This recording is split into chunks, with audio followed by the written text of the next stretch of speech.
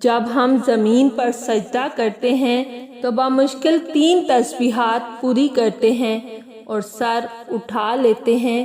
اس سے نماز تو ہو جاتی ہے مگر رب سے آشنائی نہیں ہوتی۔ ہم نماز میں آٹو پہ لگے ہوتے ہیں، ہم خود نہ جھکتے ہیں اور نہ اٹھتے ہیں۔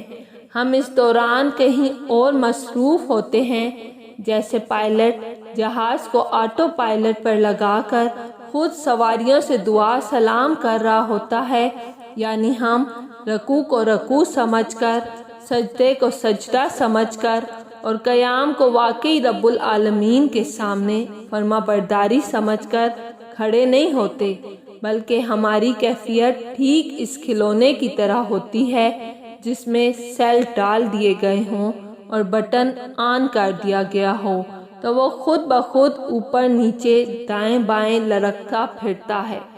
آپ جب کوئی میموری کارڈ کسی ڈیوائس میں ڈالتے ہیں تو وہ ڈیوائس پہلے اس میموری کارڈ کا جائزہ لیتی ہے، ریکاگنائز کرتی ہے، اس کو پڑھتی ہے اور پھر پوچھتی ہے کہ اس میموری کارڈ کی حقیقت یہ ہے کہ اس میں فلاں فلاں چیز ہے، فلاں فلاں فولڈر ہے، اس کی اتنی اسپیس استعمال ہو چکی ہے اور اتنی باقی ہے۔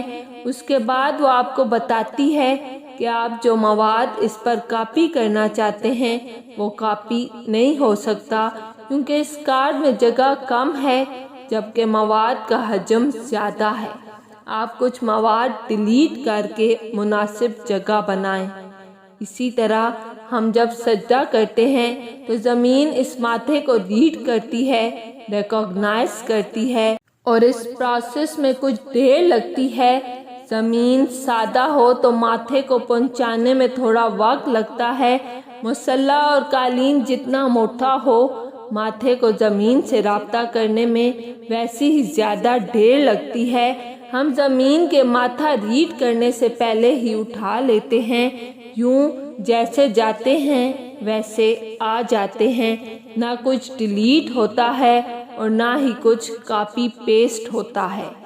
اللہ کے قدموں میں سر ہو اور کچھ لیے بغیر اٹھ کر گھر آ جاؤ تو نماز ایک مذاق ہی بن کر رہ جاتی ہے۔ جماعت میں اگر مجبور بھی ہوں تو نوافل میں کسر نکال لینی چاہیے۔ کم از کم 5-7 دفعہ کی تسبیح کے بعد ہی آپ دنیا کی ٹرانس سے نکل کر مینول پر آئیں گے اور آپ کو اپنی حیت کا احساس ہوگا کہ آپ اس وقت کس پوزیشن میں ہیں، ہاتھ کہاں ہیں، ماتھا کہاں ہے، گھٹنے اور پاؤں کہاں ہیں۔ جو چیز آپ کو یاد آتی جائے گی سمجھ لیں کہ وہ چیز حقیقت میں ریکاگنائز ہو رہی ہے۔ اس کے بعد اب تسبیح کو الفاظ کی بجائے منہ بند کر کے سوچ کی زبان میں کہیں، جتنی دیر بھی مزہ آتا رہے۔ جب اکتاہٹ محسوس ہو تو بیٹھ جائیں اور 2 سجدوں کے درمیان کی دعا اپنی زبان میں یاد کر رکھیں، اس کو پڑھیں۔ ترجمہ: اے اللہ مجھے معاف فرما دے، مجھ پر رحم فرما، مجھے ہدایت دے دے، مجھے عافیت عطا فرما، مجھے رزق عطا فرما اور میرے دکھوں پر مرہم پٹی کر دے۔ یہ 2 سجدوں کے درمیان کی دعا ہے۔ رزق کا مفہوم ذہن میں رکھیں کہ اس میں گندم اور چاول ہی نہیں بلکہ مال، اولاد، صحت، بصارت، سماعت اور خوشیاں سب رزق کہلاتی ہیں۔ اب آپ دوسرے سجدے کے لیے پک چکے ہیں۔